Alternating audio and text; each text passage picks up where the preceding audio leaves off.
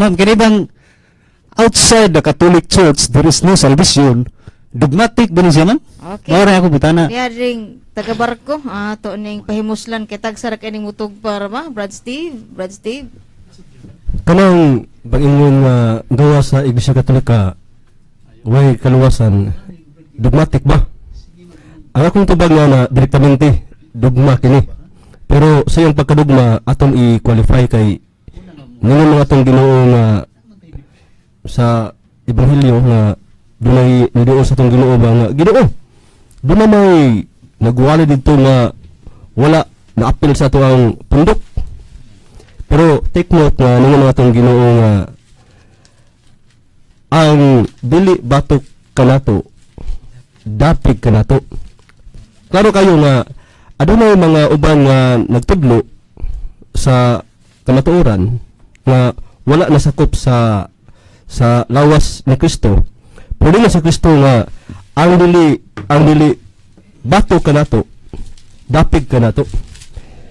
Ang kamatayon ni Kristo sa krus objectively alam to sa tanang katawhan sa tibuok kalibutan.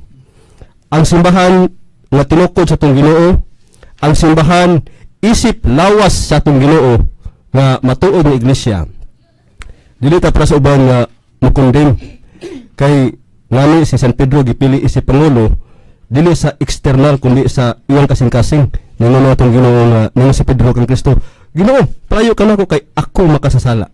So nakita sa atong Ginoo nga sa iyang kasing-kasing duna ang humility, ang iyang pagkababasanon.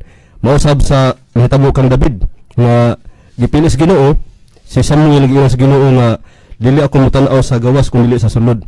Sa ito pa externally dili ta makahukom nga kung wala sa sud sa Iglesia Katolika, wala na sa maluwas.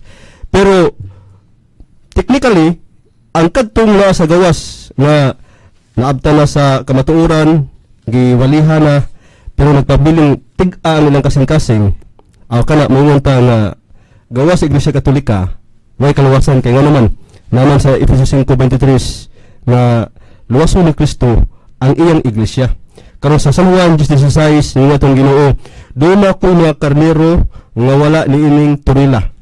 Kinahanglan na pagadadon ko sila. Gitawag na sila inorganic body kanang member ba. Napas gawas. So pasudlon pa. So na kanang paingon nga gawa sa Iglesia Katolika way kaluwasan. Dugma na siya pero atong i-qualify. Dili ta mo hukom nga kanatawhana.